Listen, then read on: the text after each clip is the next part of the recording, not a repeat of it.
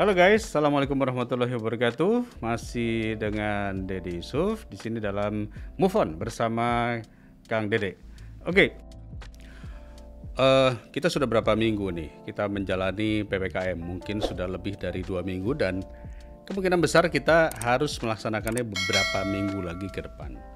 Kita sudah bahas tentang bagaimana cara penegakan PPKM, obat-obatannya. Nah, di episode ketiga ini saya akan berbicara tentang hal-hal yang paling sering disampaikan kepada saya juga dari netizen, yaitu bagaimana sih untuk tetap menjaga kebugaran dan kesehatan selama PPKM atau selama kita di rumah.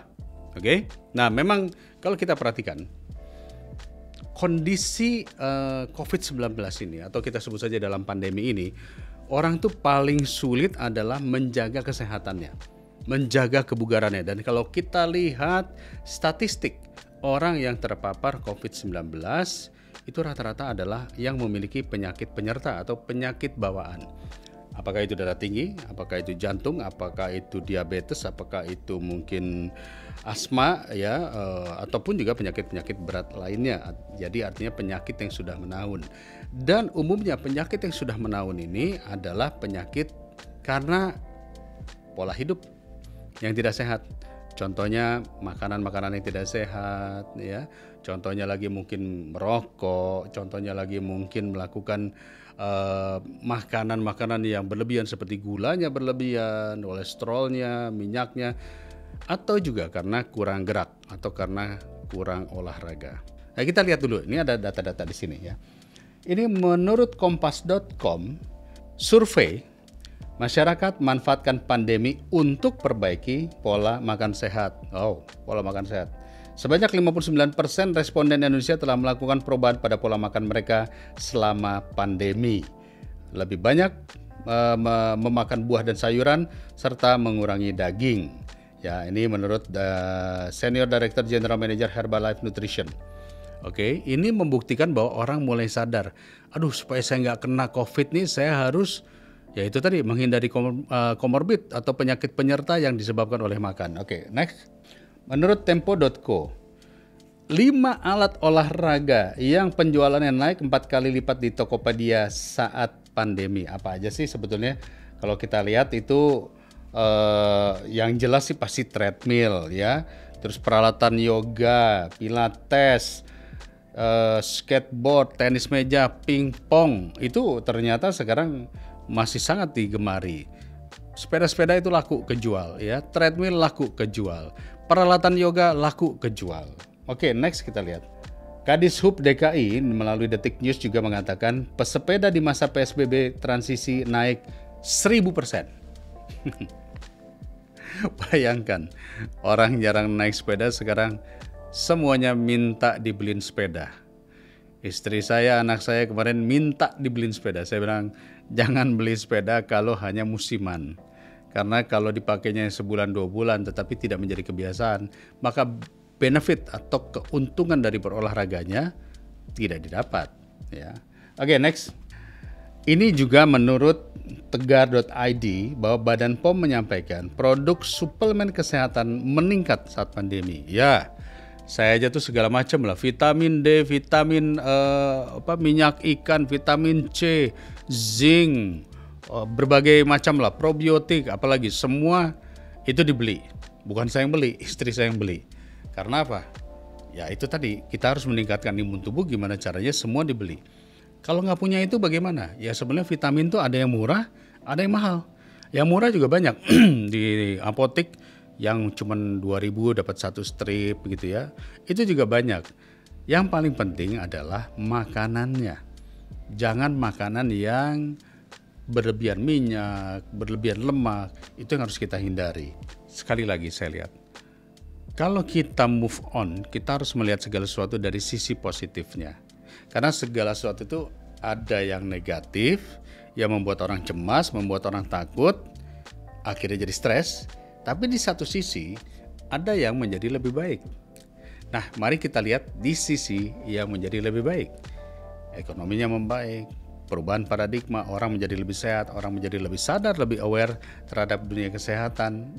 Itu sebabnya makanya hari ini kita akan bongkar abis bagaimana cara hidup bugar sehat ala seorang personal trainer dan binaragawan.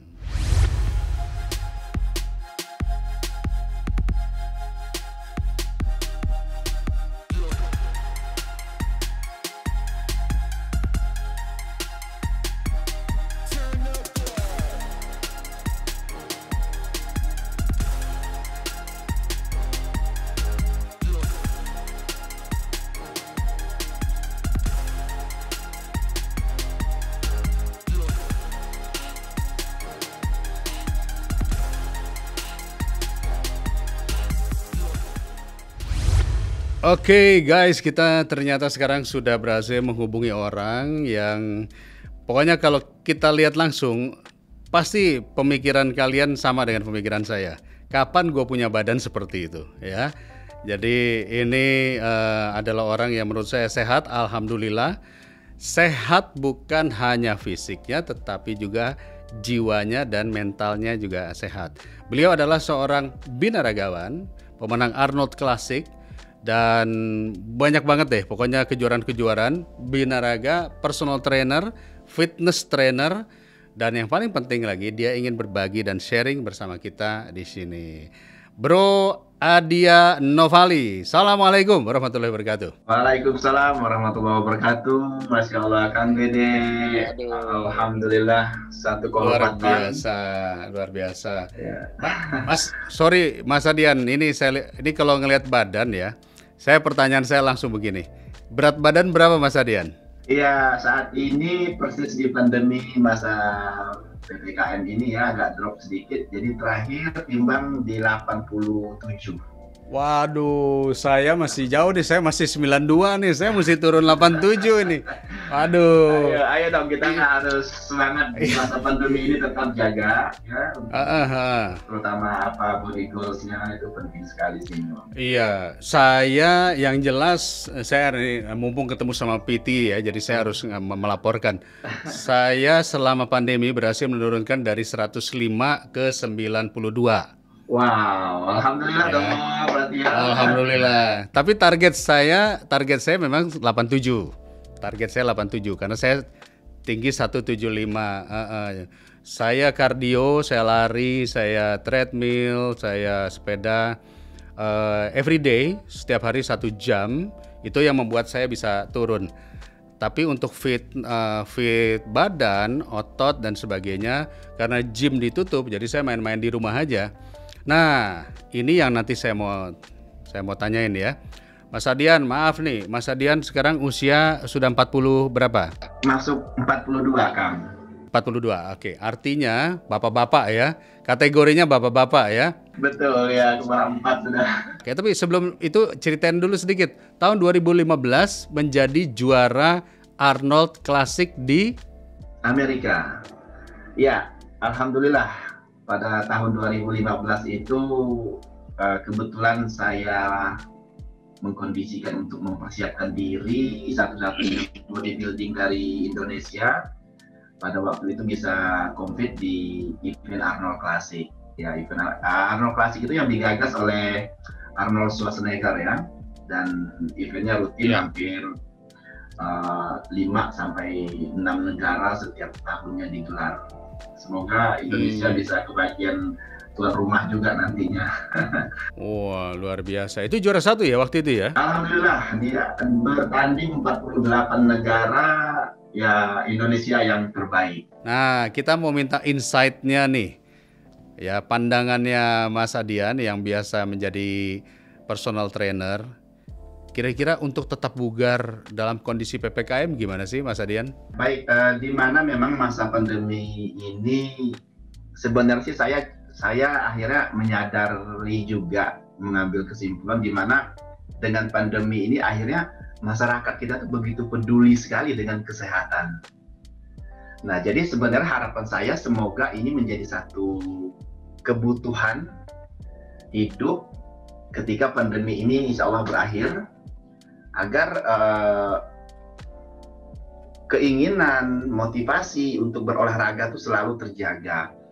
Nah, memang apa yang harus kita lakukan di masa pandemi ini sebenarnya sudah baik sekali sih, sudah baik sekali di mana masyarakat kita ya ada yang memang hobi bersepeda, jogging, kemudian ya termasuk fitness, banyak sekali yang bisa dilakukan termasuk di rumah pun kita bisa lakukan.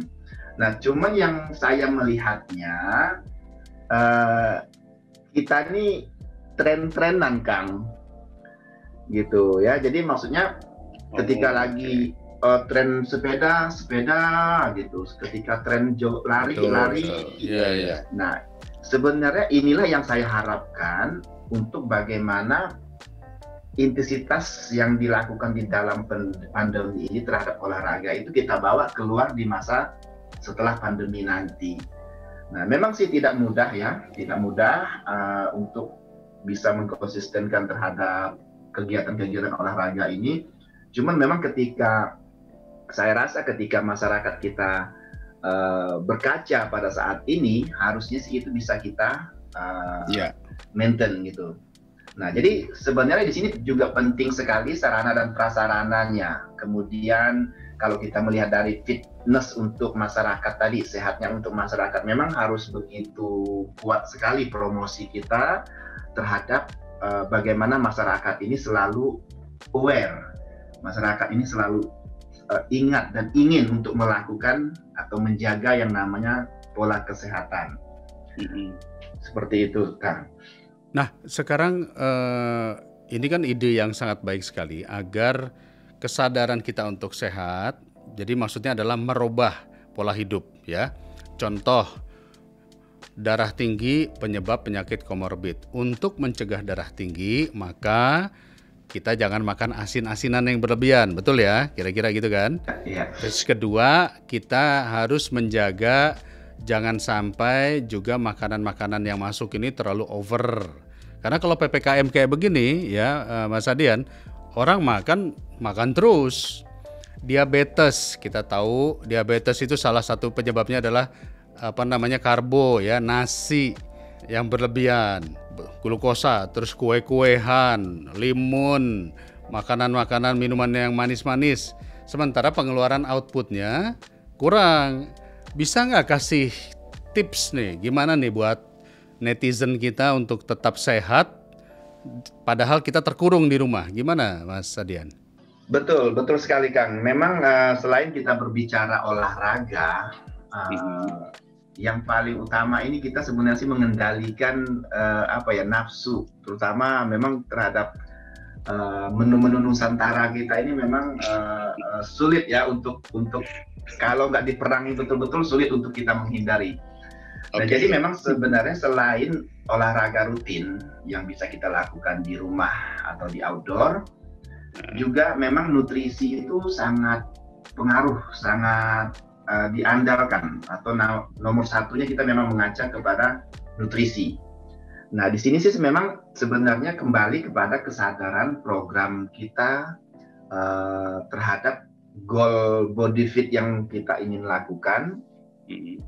Dan sebenarnya juga nggak sulit-sulit banget Kang. Kalau kita mau memahami atau kembali ke pola yang dasar, kita dengan melakukan 4 sehat 5 sempurna aja, itu sudah menjadi lifestyle yang baik kalau kita bisa maintain. Ya seperti apa kita mengenal 4 sehat 5 sempurna, itu hal yang mendasar banget. Nah, cuman terkadang 4 sehat 5 sempurna ini dibuat porsi besar oleh masyarakat kita, sehingga yaitu tadi yang harusnya 4 sehat 5 sempurna ini seimbang masuk dalam sekali porsi, itu bisa lebih, sehingga kategori 4 sehat 5 sempurnanya hilang. Nah, ada yang mengatakan 4 sehat 5 sempurna ini dijadiin satu. Namanya itu soto kambing torpedo. Itu kira-kira itu dijadiin satu semua itu. Udah ada nasinya, ada sayurnya, ada dagingnya, ada vitamin, telur, susu. Nah, apakah yang seperti itu? Karena banyak orang, banyak juga yang tidak paham ya. Apalagi zaman sekarang, tadi itu personal trainer udah ngasih arahan, tetapi begitu jajan, dia tetap aja jajannya pakai sop kambing dan sebagainya. Nah, kira-kira tadi makanan yang seperti apa di tengah pandemi ini yang baik itu seperti apa, Mas Iya, ya, baik. Sebenarnya kalau kita mau bilang enak sih, porsinya enak banget yang tadi Kang sebutin. Ya, yang akan sebutin enak banget. Soto mix ya namanya, soto mix. Ya. Itu enak sekali kalau kita mau berbicara porsi enak. Cuman komposisinya yang kurang, Kang. Ya, komposisinya yang kurang, terutama eh, kandungan karbohidratnya. Yang kedua dari sisi proteinnya juga tidak mencukupi aktivitas harian kita. Nah, apalagi kalau kita berbicara sayur di dalam soto itu paling adanya toge sama apa ya, wortel, daun kol, bawang, kol atau kol, mungkin betul. tomat ya, Iya, betul. daun bawang ya. Nah, itu tidak memenuhi komposisi harian, bukan harian lagi. Dalam sekali porsi itu tidak mencukupi tingkat kebutuhan. Jadi kalau kita mau berbicara tingkat yang spesifik, ya contoh protein. Kita harus tahu dalam per sekali makan itu kita butuh protein berapa gram. Kemudian karbohidrat berapa gram kita butuh dalam setiap sekali makan. Lalu ya serat dan fiber. Nah, itu yang memang harus kita ukur sebenarnya sih kalau kita mau berbicara yang spesifik, ukuran yang tepat kepada keperluan harian kita ya. Dan kita kalikan dalam sehari itu kita berapa kali makan. Nah, itu ketemu dalam sehari ya idealnya kalau kita berbicara kalori antara 2.000, 1.500, 2.000 bahkan 2.000 sampai 3.000 tergantung aktivitas. Nah, jumlahnya tadi tergantung aktivitas. Kalau kita tahu aktivitas kita mix dengan jumlah yang kita pahami, harusnya tidak akan terjadi yang namanya obesitas, tidak akan terjadi yang namanya kegemukan di perut gitu ya. Nah, cuman memang pemahaman ini yang memang harus sebenarnya kita sosialisasikan. Baik. Karena kalau kita berbicara nutrisi, ya memang pemahaman kita itu ya asal makan, asal enak, asal masuk itu udah terpenuhi secara globalnya, tapi untuk spesifiknya belum. Oke, kira-kira begini Mas Adian. Memang kalau kita bicara hitung-hitungan kalori dan sebagainya itu hanya orang yang paham tentang nutrisi dan diet yang akan mempelajari. Satu contoh, kalori yang dibutuhkan oleh tubuh manusia per hari itu rata-rata 2.000 hingga 2.500 kalori. Untuk laki-laki, perempuan bisa di bawah itu. Makanan yang masuk, nasi padang komplit itu kira-kira 600 kalori. Berarti kalau dia makan 3 kali jenis itu kurang lebih 1.800 kalori, kan kira-kira demikian ya. Nah, dari nasi padang yang komplit itu 600 kalori, itu 300 kalorinya adalah nasinya sendiri. Artinya nasinya itu menyumbang kalori terbesar kan. Nah, mungkin ini kan sekali lagi ya, ini arahan seorang fitness trainer. Betul nggak sih kalau nasi kita sebaiknya jangan banyak-banyak di tengah pandemi gini, justru kita mengurangi nasi, memperbanyak sayuran atau lauk lainnya. Gimana Mas Adian? Baik, sebenarnya bicara karbohidrat itu tidak juga ada pada nasi putih. Nah, kembali lagi aktivitas kita, Kang. Kalau aktivitasnya lumayan tinggi, walaupun di masa pandemi ini entah dia berolahraga atau tetap berkebun, misalkan ada saya lihat tetangga saya tuh tiap hari dia merawat kebunnya, itu kan lumayan energi juga yang terbuang ya. Nah, sebenarnya sumber karbohidratnya bisa kita pilih dari yang lain. Kalau kita memang merasa energi yang dalam seharian banyak kita perlukan, otomatis biar tidak kekurangan, asupan karbohidratnya harus cukup. Nah, kalau kita mau menghindari kadar kalori yang rendah, ya kita bisa pilih dari misalkan nasi merah ya, atau ada juga nasi coklat, atau mungkin dari jagung, ubi-ubian ya. Nah, itu bisa kita penuhi kebutuhan karbohidrat harian kita dengan tidak mengurangi kadar karbonya, tapi kita kontrol kadar kalorinya. Nah, yang bermasalah itu kan sebenarnya kalori atau glukosanya dari karbohidrat itu. Contoh seperti kalau gejala diabetes, kita pasti mengurangi, bahkan men-stop karbohidratnya dari nasi putih gitu ya. Ada biasanya disuruh dari kentang, ubi-ubian lah pastinya. Nah, kenapa? Agar kadar glukosa atau kalori yang masuk ke dalam tubuhnya rendah. Gitu. Nah, jadi sebenarnya kalau kita mau bisa memilih, contoh misalkan dari protein kita bisa ambil dari daging sapi, misalkan kemudian ayam, ikan, telur. Nah, ini semuanya bisa dipilih, gitu ya. Termasuk karbohidrat tadi. Jadi sebenarnya seperti yang saya sampaikan di awal, sebenarnya sih pengontrolannya aja sih yang memang harus dipahami kan. Kalau bicara seperti apa, Nusantara kita ini nggak kekurangan bahan sebenarnya. Oke. Berarti yang paling penting adalah mengontrol jangan sampai berlebihan, kira-kira begitu ya. Oke, saya masuk kepada topik yang agak beda sedikit. Itu soal makanan tadi harus kita jaga dengan baik. Nah, sekarang soal olahraga di rumah. Ya. Sekarang bagaimana caranya kita bisa melakukan olahraga atau kegiatan fisik di rumah dalam kondisi PPKM kayak begini? Ibu-ibu nih bingung nih, ini udah nggak bisa zumba lagi di lapangan. Nah, kira-kira ada nggak tips-tips apa nih, Mas Adian? Baik, ya sebenarnya kalau kita berbicara olahraga, terutama beban ya, tubuh kita ini sebenarnya udah menjadi beban, bisa kita gunakan sebagai beban media untuk kita bergerak. Nah, apa yang bisa kita lakukan di rumah kalau misalkan tidak ada alat, ya gunakan beban tubuh kita aja, Kang. Contoh kalau kita misalkan mau, saya kasih sedikit ini ya, sampel seperti yang kita lakukan. Boleh. Ayo. Contoh. Ya. Contoh. Duduk. Ya mungkin antara dengkul dan pinggul tuh segaris ketika duduk. Jadi kita buat seperti squat ya. Nah seperti ini. Ya duduk atau kursi naik turun. Seukuran Kang Dede juga cukup gitu ya. Ya, jadi ini saya contohin ya, kira-kira begini. Bangun. Duduk.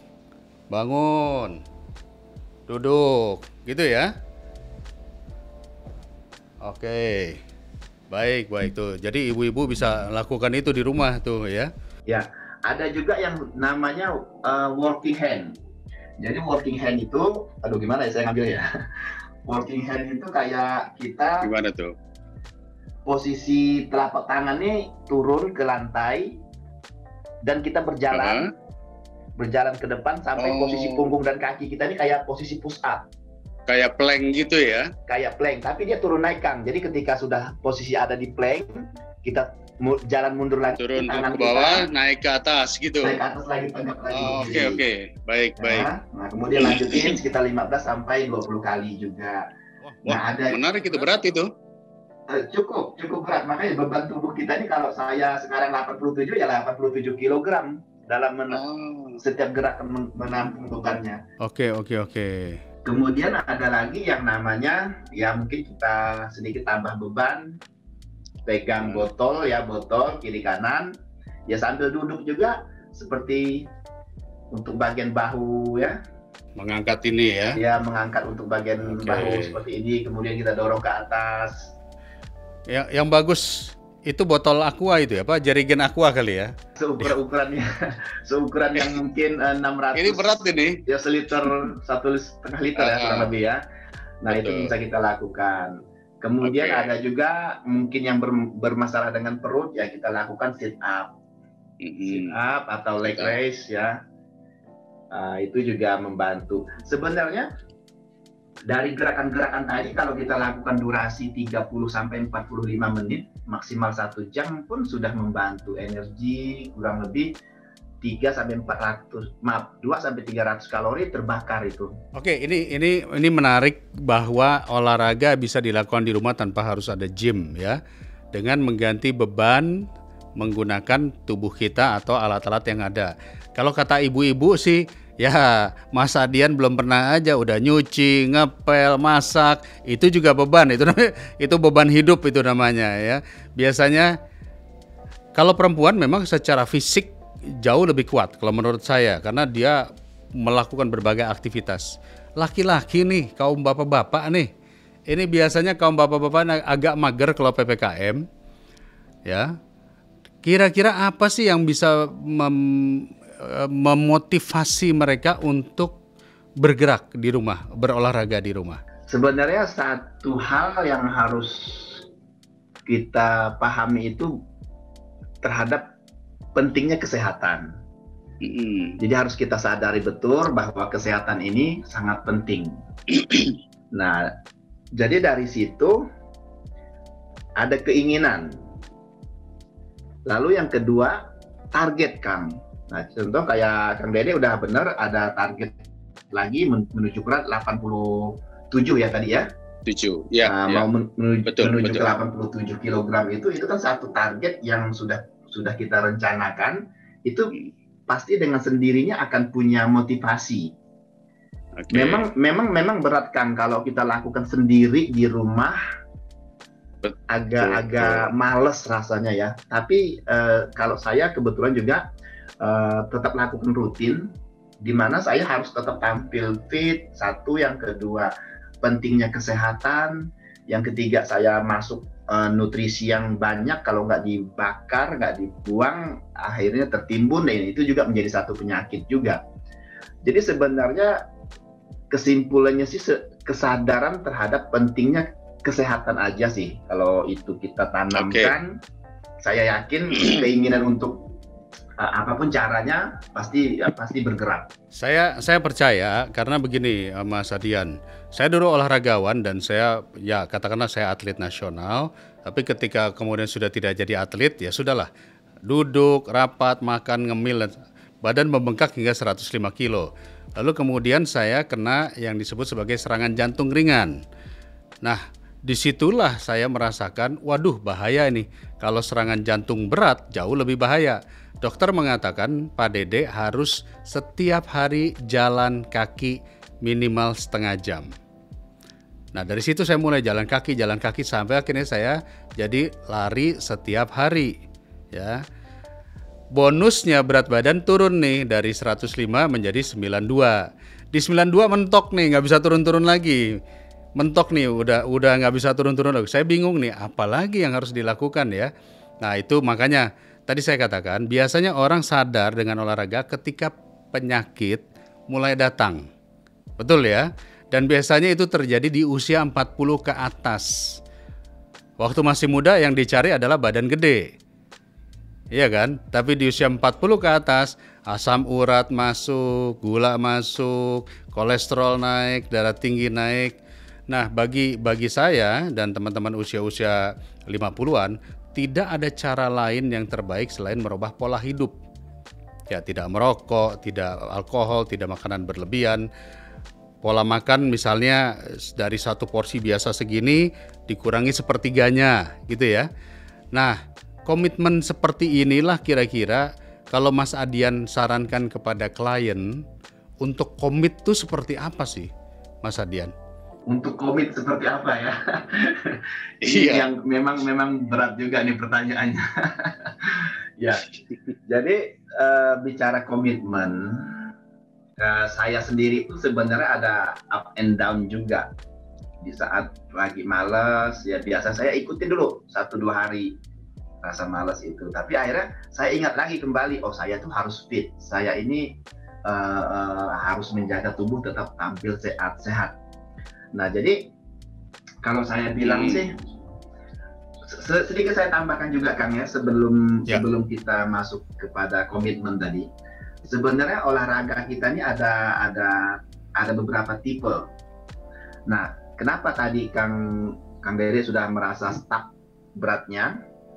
Itu karena yang selama ini dibangun itu hanyalah mesin utamanya sebagai pembakar kalori, yaitu siklus jantung dalam bekerja. Nah, itu yang menggerakkan sistem pembakaran untuk turunnya berat badan tadi.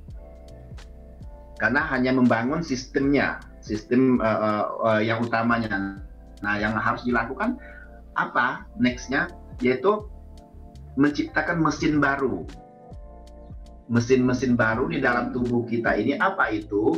yaitu dengan menciptakan otot-otot di sekitaran perut, otot di sekitaran bahu, di bagian pinggang, di bagian kaki. Ini kita bangun otot-otot ini sendiri. Ketika sudah, istilahnya bahasa kami itu matang di dalam keseluruhan tubuh, dia akan menjadi mesin penggerak juga, Kang.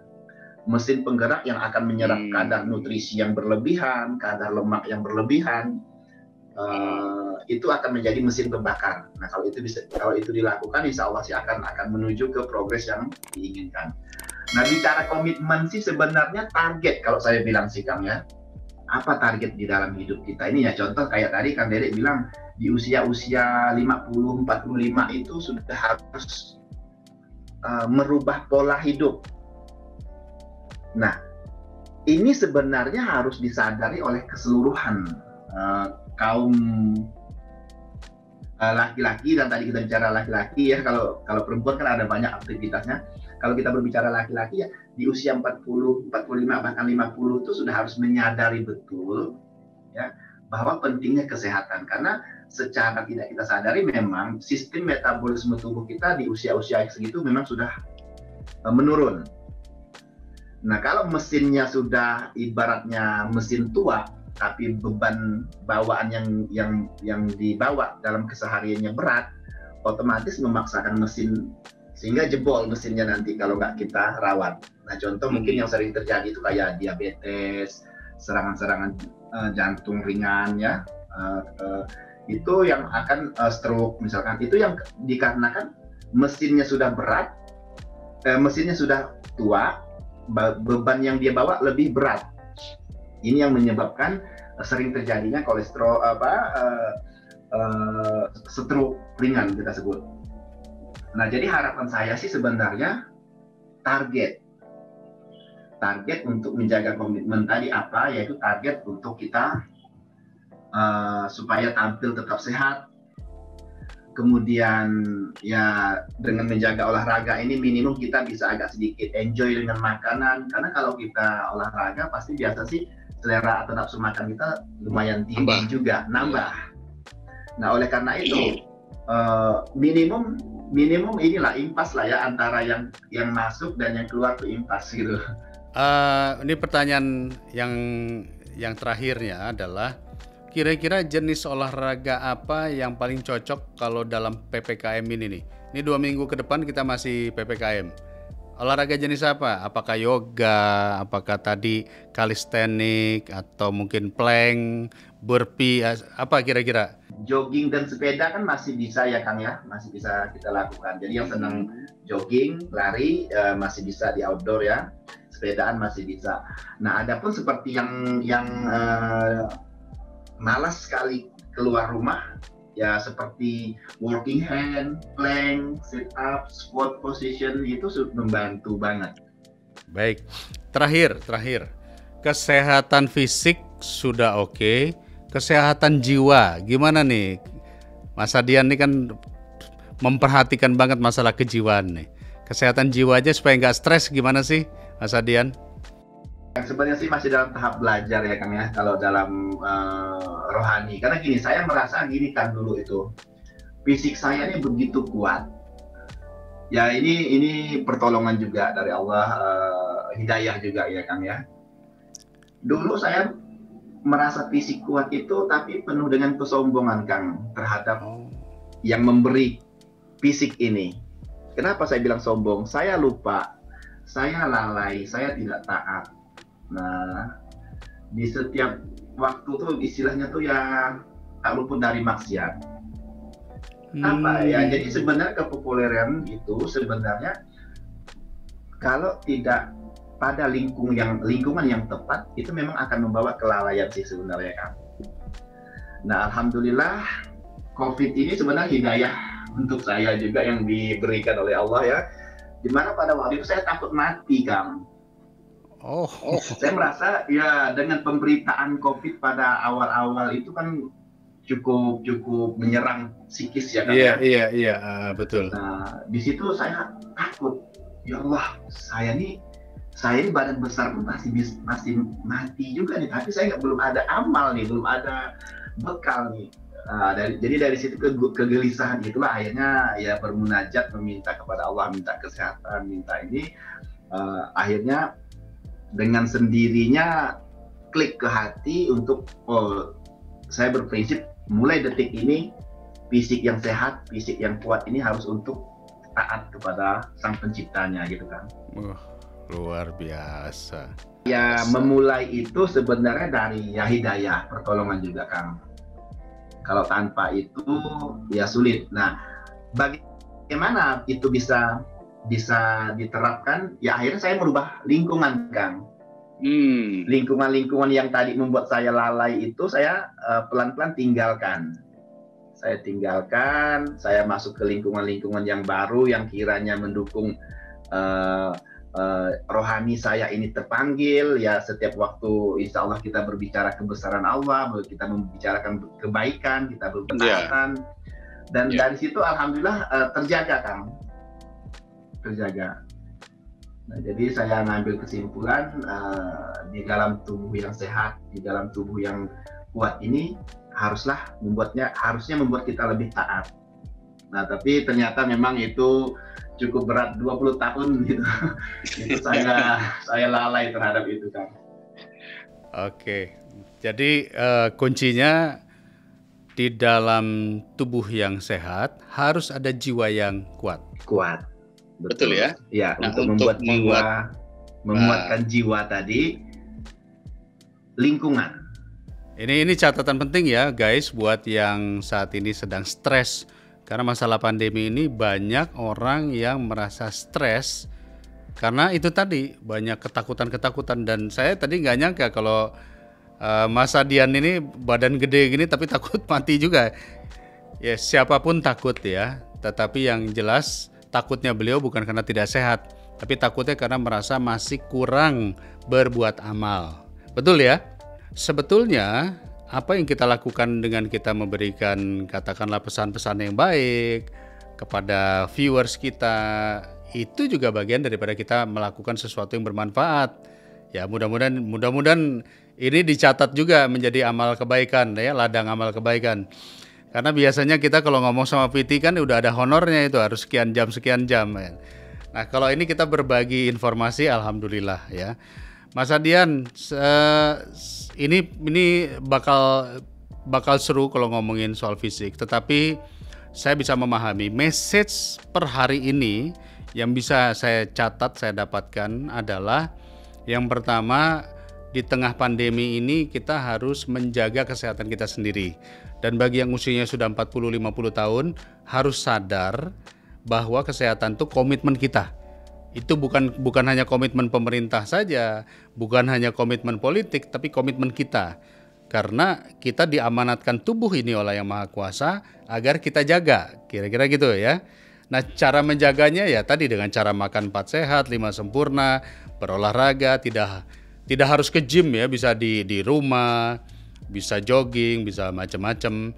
Dan yang paling penting adalah menghindari rasa takut yang berlebihan dengan cara berserah diri tadi. Ya, berserah diri sehingga memperbanyak amal. Ya, kita tidak tahu ya namanya nasib orang kan ya. Dengan kita memperbanyak amal, merubah lingkungan yang tadinya lingkungan kita mungkin lalai menuju kepada lingkungan yang lebih baik, yang bercerita tentang kesehatan, bercerita tentang iman, bercerita tentang ibadah, bercerita tentang kebaikan. Itu insya Allah membuat jiwa tenang. Betul ya? Mas Adian, terima kasih banyak nih udah sharing sama kita. Ada yang mau ditambahin lagi tipsnya nih kira-kira? Ya, sedikit mungkin kesimpulan aja sih. Boleh. Pada dasarnya banyak belajar, banyak ingin tahu terhadap hal-hal yang memang kita belum tahu ya. Yang jelas dengan kita banyak belajar, insya Allah akan banyak mendapatkan pemahaman terhadap apa yang memang kita belum paham. Nah, mengingat di dalam dunia kesehatan, di dalam dunia fitness ini juga mungkin buat saya sih ya PR saya juga untuk bagaimana apa yang dimiliki atau ilmu yang ada ini bisa di-sharing kepada masyarakat luas supaya kesehatan yang saya rasakan ini tidak cuma untuk saya sendiri tapi bagaimana masyarakat luas pun bisa paham. Jadi ya kesimpulannya terus belajar agar kita bisa terus tetap pandai gitu ya. Terus belajar agar kita tetap pandai. Jadi kurang lebih seperti itu, Kang. Saya yang terima kasih nih udah hadir di Move On. Oh, senang sekali. Mas Dede Yusuf ya, luar biasa. Idola saya. Taekwondo ya dulu ya, Kang ya. Iya. Ini tadi ada masuk WA ke saya. Ini kalau ada yang mau belajar khusus personal trainernya Mas Adian, ngubunginnya kemana? Ada Instagram, ada Adian Novali Official. Adianovali.official. Oke, nanti tinggal DM aja ke Adian Novali Official ya. Ya, insya Allah. Oke. Kita tindak lanjuti. Terima kasih banyak Mas Adian. Sama-sama Kang Dede, sehat selalu ya, semoga pandemi juga segera berakhir. Amin. Dan kita bisa lebih luas lagi berkreasi, beraktivitas.